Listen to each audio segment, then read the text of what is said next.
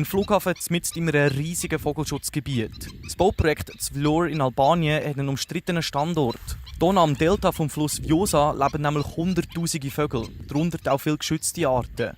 You destroy anything that the nature has done for thousands and thousands of years. Die Regierung hat den Fokus aber nicht beim Tierschutz, sondern beim Tourismus. Der boomt nämlich in den letzten Jahren stark. Man zählt fast 30% mehr Touris jedes Jahr und das braucht Infrastruktur.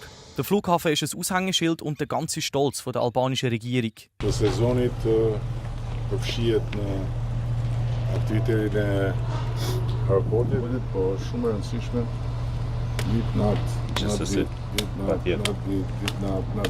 Gebaut wird der Flughafen vom Schweizer Bauunternehmen Mabitex mit Sitz in Lugano. Die Gegner vom Flughafen werfen dem Unternehmen vor, dass sie beim Bau zahlreiche Vorschriften verletzt haben. Das Unternehmen weist alle Vorwürfe ab. Until now we didn't have any direct communication with them, except medias. I don't think that this is a real issue. We respected all the requirements of the law in the force now. Im Naturschutzgebiet leben viele Pelikane, was zu einem grossen Problem werden könnte. Die Tiere werden bis zu 15 Kilo schwer und können das Flugzeug zum Abstürzen bringen, wenn sie in ein Triebwerk kommen. Trotzdem soll im August der Flughafen eröffnen. Die Pelikane wissen aber noch nichts davon.